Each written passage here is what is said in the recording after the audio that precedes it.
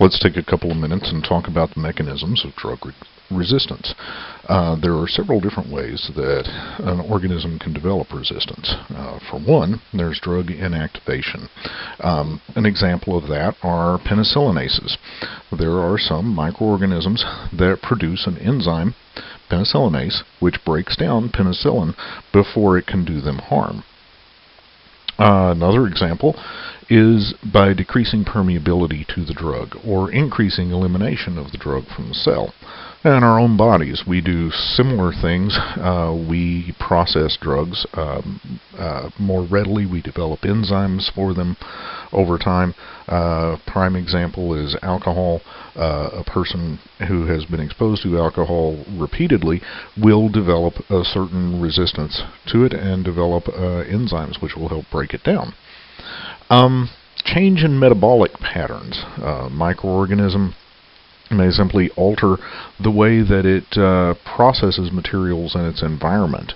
And then we have a change in drug receptor sites. In this case, a drug may bind to a certain item that's on a cell, some structural component, some protein, and the cell may either alter ultimately, or I should say not the cell, but the organism as a species may alter through evolution the structure of the cell so that the antibiotic can no longer bind to it.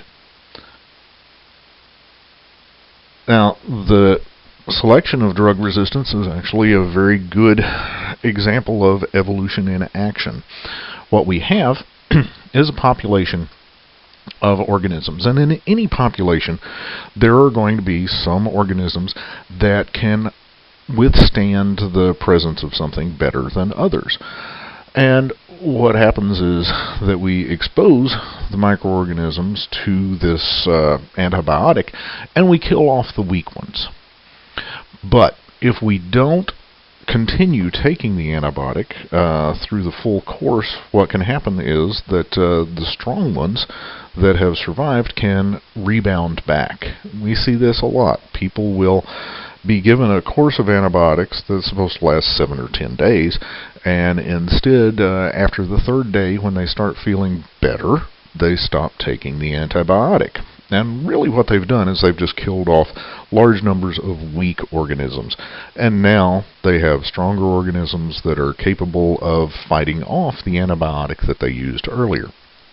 I've had several times where people have been given an antibiotic. They said, yeah, I took it and felt good, and when a few days later I started feeling bad again, and when I took the antibiotic it didn't work. So that sort of thing happens. Anyway, what happens is you get a remaining population that is very capable of surviving in the presence of this antibiotic. And so that's really the evolutionary basis for drug resistance. Now, there are a number of side effects of drugs that we need to be aware of.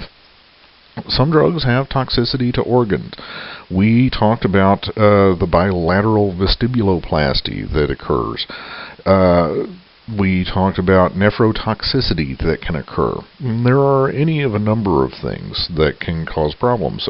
Aspirin, for instance, is ototoxic. Now, that's not an antibiotic, but the fact is that drugs can cause damage to different tissues. So you want to limit the quantity of the dosage, if at all possible, to the appropriate amount. You want to limit the length of the dosage to that is necessary, and you want to select antibiotic that's going to be effective. People develop allergic responses all the time. When I was a kid, antibiotics, penicillin was given all the time. I took penicillin for various illnesses up till I was about 35 years old, and then I developed an allergy to it.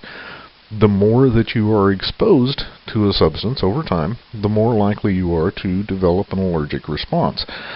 That effectively eliminates that drug from the arsenal of drugs that can be used if you have an infection. There's also the suppression and alteration of microflora. We see this in women, especially, who are given a long-term round of antibiotics. What will often happen is that the antibiotics not only kill off the microorganism that they wanted to get rid of, but will also kill off the microflora in the urinary tract. And the lactobacillus is what keeps at bay some other infectious materials, particularly Candidiasis, Candida albicans, and in the absence of the lactobacillus, the Candida can flourish. So we can cause some problems that way.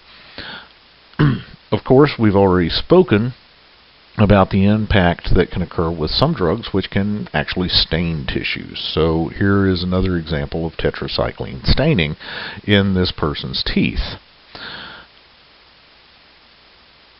There are several considerations when selecting an antimicrobial drug.